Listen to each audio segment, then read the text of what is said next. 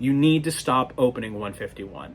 I know it's tempting, but listen, you need to stop opening 151. You have to quit. Like, I know it's a drug. Stop it.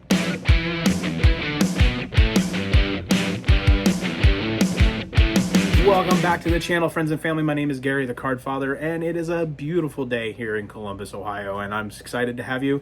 Listen, if you're new to the channel, thanks for stopping by. Really appreciate it. Time is one of the best and only commodities in our lives that is really extremely valuable, so I appreciate your time. Listen, if you like what you see here today or in any other of my videos on my channel, go ahead, like, comment, and subscribe down below. Check that notification bell to get notified as to when new videos drop, including shorts and everything in between. So let's get cracking. Ooh, let's talk about 151. Oh my goodness. Now, I have not seen this happen quite often in my Pokemon experiences, especially as a card buyer, seller, collector, trader, all those things. And it is incredible to see what's occurring in the space of Pokemon Scarlet and Violet 151. Now, we're not talking Pokemon 151 from Japan, we're talking the English version. And in literally 5 days, 5 or 6 days, I would say probably closer to 6 days, 151 has increased. And this video is dedicated to the fact that you need to stop opening 151. You've got to stop opening it. If you're cracking packs left and right looking for that elusive Charizard EX, reach out to me. I have 2 or 3 of them that I will gladly sell to you, okay? But if you are cracking 151, you're a mad person right now. You're insane. And the reason is you need to stop opening 151. The prices on 151 are exorbitant. I have never seen a set go as fast in increasing in price, at least in any regard, than 151. It's been incredible. Let's take a look at a few things here on the side. So Charizard EX has definitely jumped. I mean, they were sitting at 110, 120, 125 max. I've been able to sell them for about 125, 130, and instantly this card has gone to 150, 160, with even a bunch of listings jumping up to the 180s and 185s. An insane amount. I mean, we're looking at almost a 50% increase in its value in just a few short days. Not only that, we've gone even further with the 151 ETBs and with the 151 Zapdos EX boxes. These things are nuts right now. If you remember correctly, when we started this venture a year ago, like literally this set has been out just over a year, we started this adventure with 151 where the set was fairly inexpensive. 55 bucks for an ETB, you probably could get them for 45. I remember I had UPCs, the Ultra Premium collections, for $100, $20 off. I was even selling them closer to 97. I seen people on TikTok selling them for 76 with the TikTok coupon. Insanity right now. 151 is exploding. So here's some things I want to say just to get you in like the mindset about collecting and investing correctly. With a set like 151, it's important to remember that it is a highly desirable set because it is echoing back to the Kanto region. It's echoing back to the original 151. Obviously, that's in its name. Duh, right? But you have to remember, with a set this incredibly desirable, it's going to succeed well, and it's going to take off. Now, I don't know if this is market manipulation. There have been speculations that it's been a few people who have bought this card and they bought it at a really cheap rate, or they're buying it up at 120, 125s just to see the price increase so they can make that $50, $65 jump when it hits the 180s. And I truly believe the Charizard EX from 151 is going to hit 185 at some point. I think in the next couple of days, probably by the end of next week, you're going to see this card push 180, 190 in its total value. And then everybody is going to dump it. See, right now this card is being pumped pretty hard and it's going to get dumped. Now, that does not mean that 151 in general is going to have the same problem. The ETBs are pushing $90 already. You're looking at Zapdos boxes pushing 50, 55. I've seen some of them sell for 62, which is incredibly insane. And the poster collections, listen, people were going out to Dollar General and scalping those things like they were hardcore candy. okay? And then reselling them at card shows and all over the place. So you're seeing a lot of increase in the 151 world because of the rumors may be coming down the line. We don't know what Christmas holds for us. We don't know what the holidays are going to hold. 151 could be reprinted and re-released. I mean, Paldea literally just got reprinted. But guys, I want you to remember a few things here in this video. One, particularly, reprints don't always necessarily mean the price is going to skyrocket and then fall instantly. Doesn't mean that at all. Look at how Paldea has evolved. No pun intended.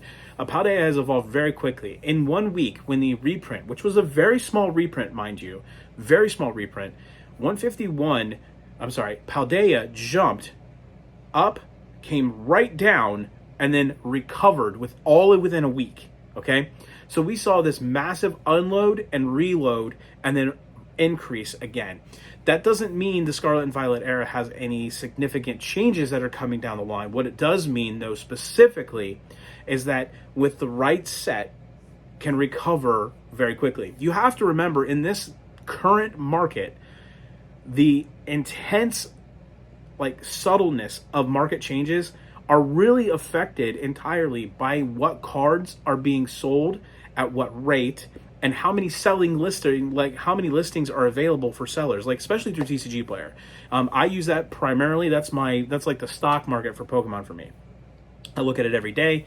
I analyze cards, I analyze sets, I analyze particular collection pieces, and I make sure that I'm currently sticking with what I'm going to look at collecting and investing in, but also what are my customers wanting, what are my friends wanting, what are other collectors I know wanting, and where are we going to fall in that market. So you have to remember that the sets are not indicative, especially in this market, sets are not indicative anymore of short prints. Okay, that's not affecting anything. Short prints may not affect anything at this point. What is really affecting the market on these products for say is not just playability, but it's desirability. Desirability is key. Someone wisely said, "Hey, how much is that card worth?" And the guy looked at him and said, "As much as you're willing to pay." That's literally how this works. When people are willing to jump $55 above market value for something, or $55, $45, $35 above MSRP for a particular product because it's desirable, that is why the market increases. And I'm going to tell you right now, if you've made it this far into the video, thank you so much for your time. I'm very grateful. You need to stop opening 151. And know it's tempting, but listen, you need to stop opening 151. You have to quit. I know it's a drug. Stop it. Go get some addiction help or something, guys, okay? If you're doing it, stop it. Get some help. But you really need to quit opening anything 151 related. You find tins in the wild at Walmart, or you find poster collections at Dollar General. Maybe you find an ETB or two at a yard sale. Somebody's just happened to sell it for 50 or 60 bucks. Scoop it up. Don't open it. Scoop it up, put it in your collection. 151 is going to go down as one of the most popular, most successful sets in the Scarlet and Violet era. I will also tell you that Paldea Evolved is also on that list, and so is Twilight Masquerade. Now, with that being said, stop opening 151. I'm going to keep repeating myself over and over again. If you're opening 151, you are absolutely out of your mind. Stop opening it. That's the thing I'm going to tell you. So that's what this video is about today, how you need to definitely reconsider your options when it comes to having 151 and opening it, because don't do it. All right. Now, I will go on a little bit of a tangent here and just say that there are some really cool things coming down the pipeline that may trump 151 for a little while, okay? Which is why I don't think a reprint is actually going to happen in the fashion we think it is. It's not going to happen like Crown Zenith. It's not going to happen like Paldea did. It's not going to happen like Evolving Skies. I think we are already in a reprint for 151. Say what? We are seeing a shell print of 151. What does that mean? A shell print is just a term that I really have just kind of made up because it's like playing the shell game, right? And I call it a shell print because we are seeing just little bits of 151 being shelled around into different places at different times, being released in various quantities and in various amounts with various product releasing, and you're starting to see just little bits of that come through. I can tell you that my distributors do not have a full-blown sets of 151. I think the only thing that they currently have are the booster bundles, and I will tell you, they are pricing them at market. And if you don't know anything about distributors and you don't know anything about how the wholesale market system works, trust me, it's a pain, it's a bear to learn, is the fact that after about 2 months after a set's release, once a set releases, the distributor goes back in and they reevaluate what market is on the boxes, because they're not stupid, all right? They're very, very smart people, and they lower it by $20, and that's what they sell it for, okay? So Twilight Masquerade, for example, right now you can get that set between $140 and $165, depending on where you're at, depending on where you're getting it from. My distributor sells them at $120 to $130, okay? So my distributors are selling them for almost market value, and that's intentional, okay?